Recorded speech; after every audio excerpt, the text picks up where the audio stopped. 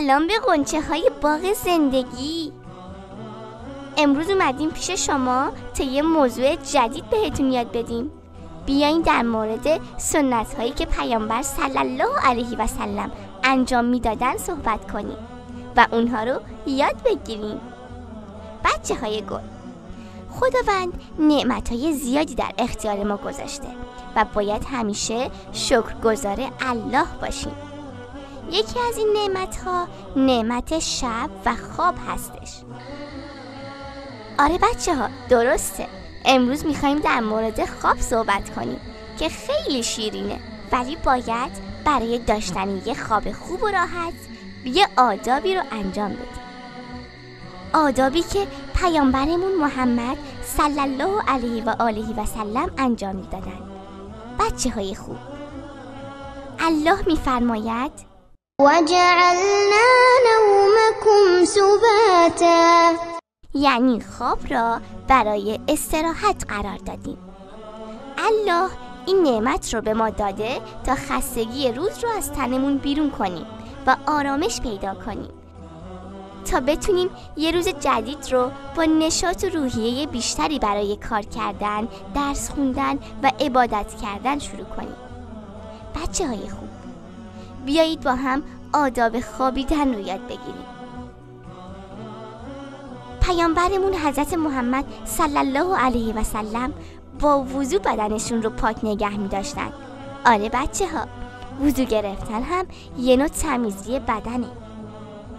اینجا هم آقا محمد اول دندوناشو مسواک میزنه و بعدش وضو میگیره. آقا محمد هر شب قبل از خواب 2 رکعت نماز میخونه تا با قلبی پاک به رخت خواب بره.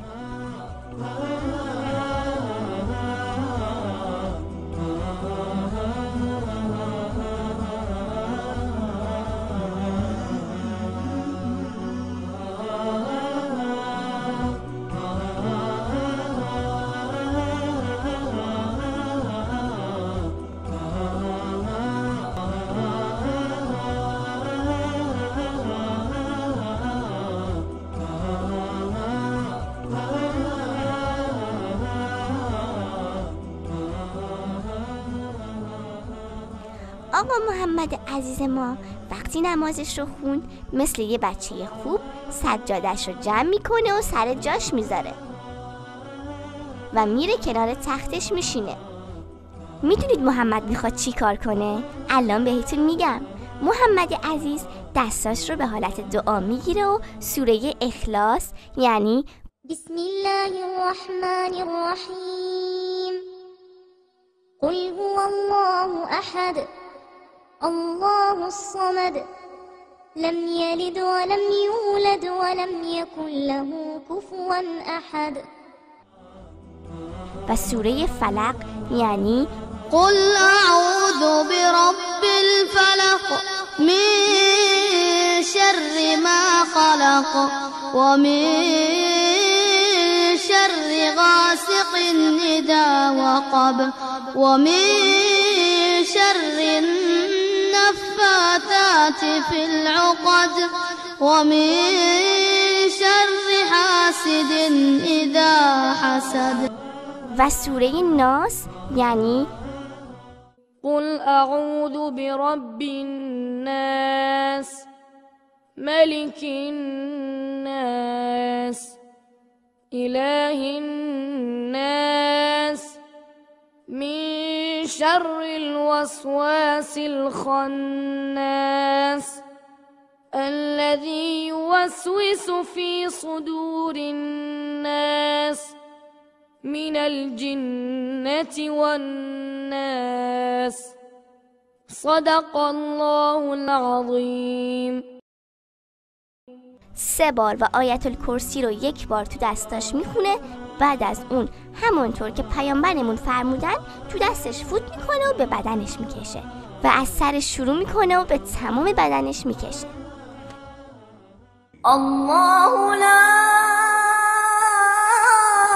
اله الا هو الحي القيوم لا تأخذه سنة ولا نوم له ما في السماوات وما في الأرض من ذا الذي يشفع عنده إلا بإذنه يعلم ما بين أيديهم وما خلفهم ولا يحيطون بشيء من علمه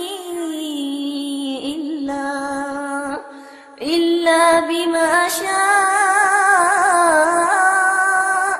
وسع كرسيه السماوات والأرض ولا يؤوده حفظهما وهو العلی العظیم. خب الان وقت خوابه، اما هنوز دعاهامون تموم نشده. آقا محمد به سمت راست دراز میکشه و دست راستش رو زیر سرش میذاره و این دعاها رو میخونه.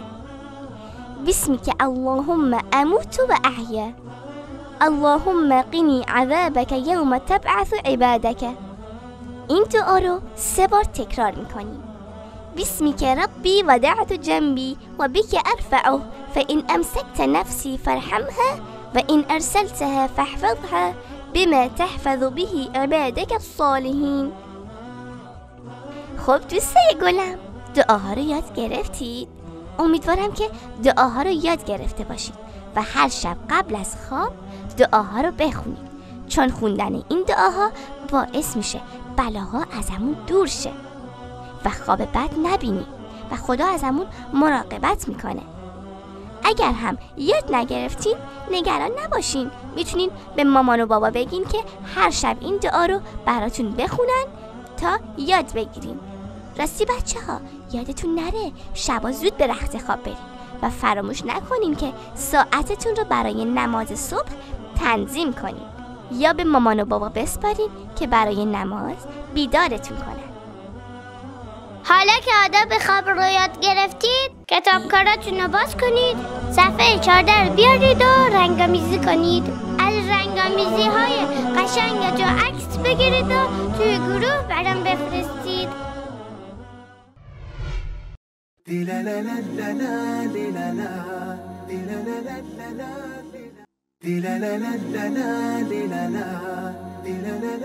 la